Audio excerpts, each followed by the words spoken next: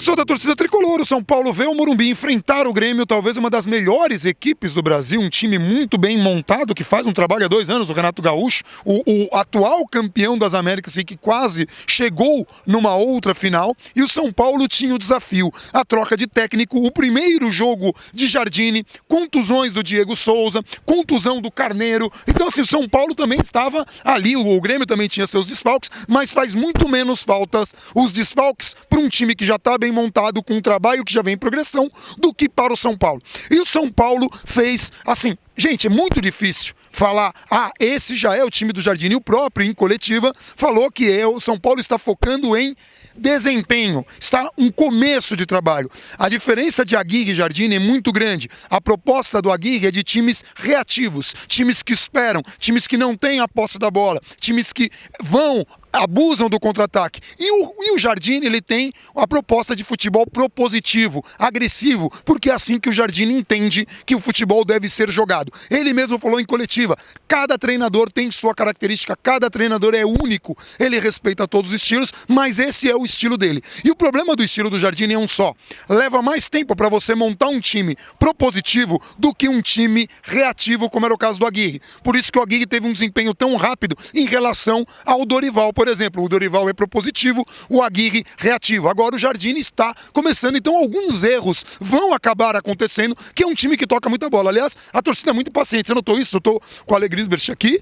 Ale, você notou essa impaciência da torcida quando o time estava jogando a bola?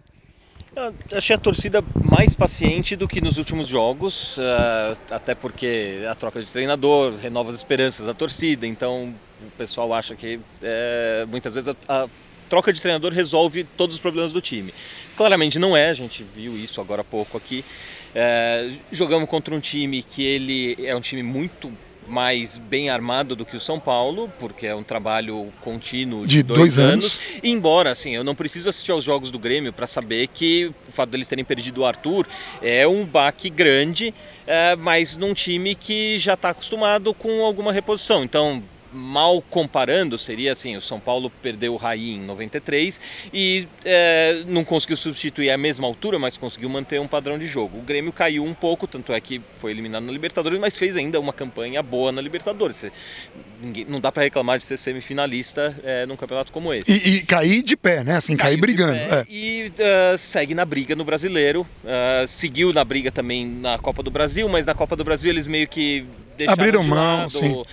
Porque eles não têm um elenco tão vasto como o do Palmeiras, por exemplo, mas é um elenco muito mais vasto do que o nosso. O São Paulo tem um problema muito sério, tá, gente? Os times que estão na frente têm mais elenco. O São Paulo tem deficiências nas laterais. Hoje, no gol do Grêmio, hoje, nossa, o gol do Grêmio a gente viu assim, o Hudson ali erra uma bola, que é uma coisa normal também, porque o pessoal também massacra, não erro. O Hudson perde a bola. Mas aí o que acontece? O Reinaldo toma uma bola nas costas. Quando o Reinaldo toma, ele não consegue acompanhar na velocidade, dá o carrinho atrasado, vem o cruzamento e o Bruno Pérez não consegue marcar o Everton de 1,5 m que sobe de cabeça e abre o placar. A gente teve um lance igualzinho pro Grêmio que o Cortez só acompanhou e a bola saiu pela linha de fundo. Então assim, o Reinaldo tem muita deficiência na marcação e o Bruno Pérez também. Por isso o Aguirre nunca colocava os dois como laterais, porque os dois como laterais compromete muito o sistema defensivo, a menos que você tenha 2 jogadores na ponta que façam a recomposição, que não era o caso do São Paulo, porque o São Paulo hoje estava sem o Rojas. Se tivesse Rojas em Everton, talvez isso funcionasse. Ou o Marcos Guilherme, né? Ou o Marcos Guilherme, que a gente perdeu o Marcos Guilherme e a reposição foi só de jogador, a gente perdeu ele e o Valdívia. Então assim, o São Paulo ainda erra na montagem de elenco, mas já deu pra ver um pouco do jogo do Aguirre. O que é o jogo do Aguirre, do Jardine?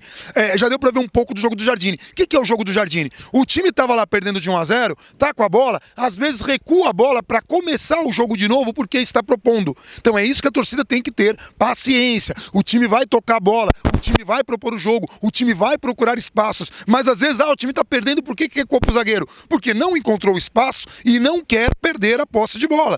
E isso também, num time que era reativo, vai levar tempo para os jogadores se acostumarem e um ou outro pode errar uma ou outra bola.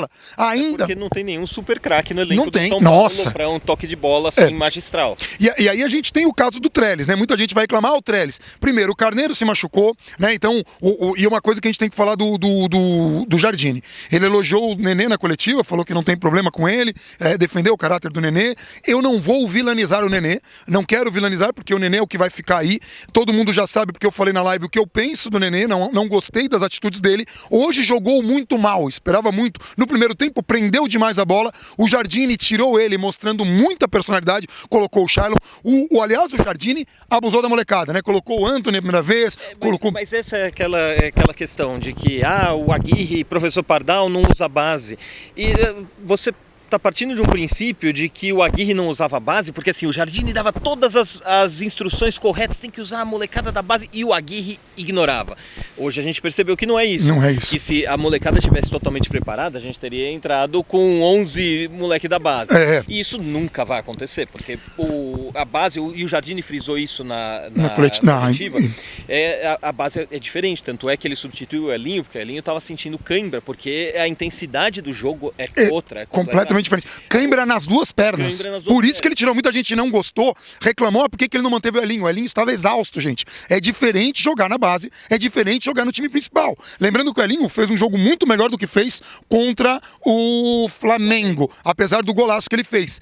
Hoje ele jogou melhor do que naquele jogo. Em compensação, o Antony entrou muito mal. Por quê? É um garoto. Quer dizer que o Antony não presta? Não. Quer dizer que ele vai levar um tempo para conseguir render. É só você pensar assim, quando você pensa em o São Paulo com o moleque da base, que ano você pensa do São Paulo? 85, os menudos. E mesmo se você pega a escalação dos menudos, não é que você tinha 11 moleques da base. O pessoal que fazia a diferença ali era Miller, Sidney e Silas. Você tá falando de 3, só que combinados com jogadores como Careca, com Dario Pereira, com Gilmar. A transição era natural e é isso que a gente espera do São Paulo. Só que o torcedor vai ter que ter paciência e a gente precisa cobrar de quem vem errando nesses últimos anos, que não é o técnico. É por isso que eu falo, a gente brigou para a manutenção do Dorival, porque a gente entendia que o Dorival, que tinha essa proposta de time como propositivo, propondo o jogo como o do Jardine, não recebeu os jogadores que ele precisava. Recebeu Nenê, Trellis e Diego Souza, quando queria jogadores como Everton e Rojas, por exemplo. Então, assim, o São Paulo não montou um time para o Dorival, não montou um time para o Aguirre e não sabe se o Jardine vai ser o técnico para o ano que vem. Então já está errando. A gente precisa parar de destruir o trabalho dos técnicos e começar a olhar o trabalho do diretor de futebol, da diretoria, da administração do clube, se a gente quiser quebrar esse ciclo. Mas assim, o São Paulo conseguiu o empate, pra gente falar do gol de empate, num cruzamento, né? O time de São Paulo, em que o Trellis, esse jogador que a gente sabe que é limitado tecnicamente, mas que foi elogiado pelo Jardine. Por quê? Porque o Trellis traz intensidade. É uma característica, por exemplo, que o Diego Souza não tem.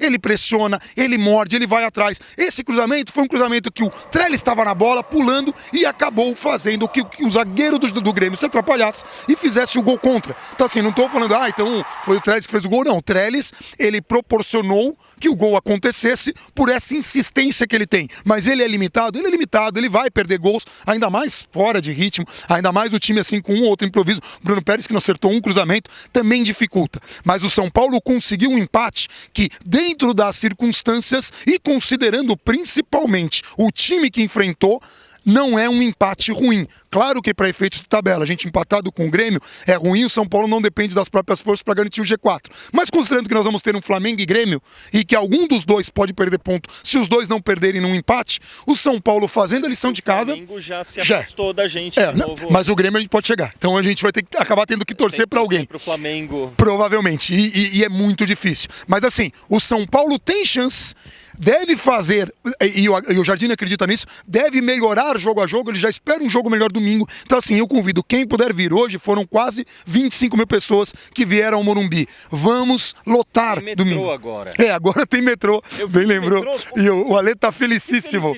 30 anos esperando isso. Mais de 30 anos. Mais de 30 anos. Então é isso. Venham para o estádio, gente. Vamos empurrar esse time que vale a pena. E eu falo aqui, estou torcendo para a manutenção de André Jardine. Para mim é o momento dele. Ele precisa só de respaldo da diretoria. E isso está faltando no São Paulo em geral. Algum complemento? Eu acho que assim, para mim a melhor opção do São Paulo nesse momento para 2019 parece ser o Jardine. Eu não vejo nenhum nome no mercado que eu colocaria à frente dele. Eu não contrataria o Abel, eu não contrataria o Cuca, além desses não consigo pensar em nenhum outro nome que seria minimamente... Não, e uma vantagem, gente. O Jardine pode ter o desafio de uma pré-Libertadores com 2 mata-matas em menos de um mês. E uma Florida Cup. E uma Florida Cup. É o cara que já conhece aqui dentro. Qualquer treinador teria que vir para conhecer. Então, assim, se eu fosse a diretoria, apostaria em Jardine, mas fica a nossa torcida. Vai depender dos próximos jogos, que eu acho muito amadorismo, mas é isso. Acompanhe o que a gente pegou na Zona Mista, que foi apenas falas do Jean, e a gente pegou também um pouquinho do Jardine, porque a gente foi prestigiar o técnico na sua primeira coletiva, que vocês vão ver agora. Eu acho que sim, né? Eu sou um pouco contra essa bastante troca de treinador. Acho que faz parte do futebol brasileiro, é assim. Mas a gente respeita também. Acho que quando os resultados não vêm, acaba pesando para um lado, dizendo que o trabalho não pode estar, não tá bom, não está rendendo. E é normal no nosso futebol. Mas às vezes também é importante, às vezes tem jogadores que não estão tendo oportunidade e que com a troca de treinadores se motiva ainda mais e às vezes dá resultado. Jean, queria que você falasse um pouquinho sobre o jogo, avaliasse o desempenho do São Paulo e também o seu desempenho. Você pegou uma bola importante ali do Everton e contou com a ajuda do Arboleda ali para salvar uma bola em cima da linha quase. O que você achou do jogo? O resultado acabou sendo justo e os momentos ali que você pôde defender e foi ajudado pelo Arboleda? Cara, acho que ali a gente todos saímos com a certeza de que fizemos um bom jogo, que criamos bastante oportunidades, que mais do que acho que a gente criou nas outras oportunidades. E ali é assim, cara, quando eu não puder pegar, o meu zagueiro vai me ajudar, quando o meu zagueiro não puder tirar ali, eu vou estar ali tentando fazer a cobertura dele. Isso é um grupo, uma família e é sempre um ajudando o outro. Jean, a postura de hoje do time, de brigar até o final com o Grêmio, buscar o gol até o último minuto, ela fez falta no último clássico, né? Tivesse tido essa postura, talvez a situação fosse um pouquinho mais confortável, né? Eu acho que também a gente sempre joga para buscar o gol, né? Sempre para ganhar. Contra o Corinthians não foi diferente, mas infelizmente nós não conseguimos jogar. Se a gente tivesse criado essas oportunidades no clássico com a mais, eu acho que a gente poderia sair de lá com triunfo. Então acho que às vezes nem sempre vamos jogar bem, mas podemos ter pecado um pouquinho contra o Corinthians, mas nunca que a gente deixou de acreditar que iria fazer o gol e virar para cima deles. Jardine, a gente conhece o seu trabalho e você tem ideias de jogo diferentes das ideias do Aguirre. Você falou em melhorar o desempenho. O que é possível fazer, porque não dá para começar tudo do zero, para que você possa colocar um pouquinho das suas ideias, testando 4 jogos para o término da competição? E é inevitável comparar o aproveitamento dos meninos da base com o ex-treinador. Você trabalhou com esses garotos. Ele tinha mais receio de colocá-los. Você entende que eles já estão prontos e por isso você vai utilizá-los normalmente como aconteceu hoje? Eu acho que em relação a estilo de jogo, não existe nenhum treinador igual ao outro, né? Todos são diferentes, cada um tem as suas influências, mas os treinadores todos são únicos. E não conseguem, por mais que queiram, não conseguem fugir daquilo que acreditam, da maneira que sentem o jogo. E se fugirem, com certeza vão colher um resultado ruim, porque não vão conseguir vender de coração aquilo que enxerga do jogo. Então, eu nunca escondi isso e as minhas equipes, especialmente aqui no São Paulo, no Sub-20, sempre falaram isso, ou seja, defendiam um jogo propositivo, é assim que a gente chama, que dá resultado, agressivo, um jogo que eu enxergo as grandes equipes no mundo, as que mais conquistam, escolhem, vão por esse caminho, mas respeito todos os estilos, respeito e admiro inclusive outros treinadores que não jogam assim, mas eu gosto de ver o meu time sendo o protagonista do jogo, sendo mais agressivo com o adversário em todos os momentos do jogo, seja na defesa, seja no ataque, com a bola. E vou buscar, com os poucos treinos que eu tenho, é um grande desafio isso, mas também eu discordo de dizer que o trabalho parte do zero, não, parte de muita coisa sim que foi construída, algumas coisas que não vinham dando certo, e eu acho que o principal papel meu nesse momento é analisar profundamente, vendo os jogos que passaram, nós vamos assistir bastante o jogo de hoje, procurando elementos para passar para os jogadores, isso tem que melhorar, treinar um pouco, e aí, sem dúvida que o treino é o principal elemento de evolução, não há evolução sem treino, mas A gente também vai ter alguns poucos, mas vai ter. E eu acho que com o que evoluiu hoje, me deixa esperançoso de domingo fazer um jogo um pouco melhor que hoje, contra o Vasco um pouco melhor que domingo. E eu tenho uma expectativa de no jogo, os 2 últimos jogos, Sport e Chapecoense, do time já estar próximo àquilo que eu julgo capaz de fazer com os jogadores que o São Paulo tem. Cãibra nas 2 panturrilhas e nas 2 pernas. Obviamente que o jogo foi extremamente intenso, ele se dedicou muito, ele ainda sofre um processo de adaptação à intensidade que o futebol profissional tem. E eu fiquei muito satisfeito, muito feliz, né, pelo que eu ouvi do Elinho. Jardine, boa noite. É claro que a torcida do São Paulo gostaria da vitória hoje, mas de um modo geral eu notei o torcedor mais feliz hoje, sentindo uma recuperação do time com relação ao que foi apresentado no clássico contra o Corinthians. Falando um pouquinho mais do jogo, você gostou? Você realmente achou que houve essa evolução? O time tem condição de melhorar ainda mais? O tema da palestra, e a gente trabalhou em cima de melhoria de desempenho. Tirar um pouco de foco, vencer a qualquer preço, a qualquer custo. Se a gente estivesse brigando para não cair, não daria para dar esse discurso, a gente precisaria vencer a qualquer custo. Mas nesse momento, o São Paulo não tem uma matemática cabeça, mas acredito que esteja classificado já para a Libertadores ou para a pré, na pior das hipóteses. Então isso nos dá uma tranquilidade, que era um dos objetivos e a gente atingiu. E a melhoria de desempenho, eu também fico com a sensação que houve. A equipe controlou a maior parte do jogo. Obviamente que eu imaginava um jogo um pouco mais dividido, imaginava que o Grêmio conseguisse nos dominar por mais tempo, e a gente se preparava para sofrer a qualidade que o Grêmio tem na proposição do jogo. E confesso que me surpreendi positivamente, porque a equipe foi poucas vezes dentro do jogo dominada pelo Grêmio, esteve sempre muito mais perto de fazer o gol.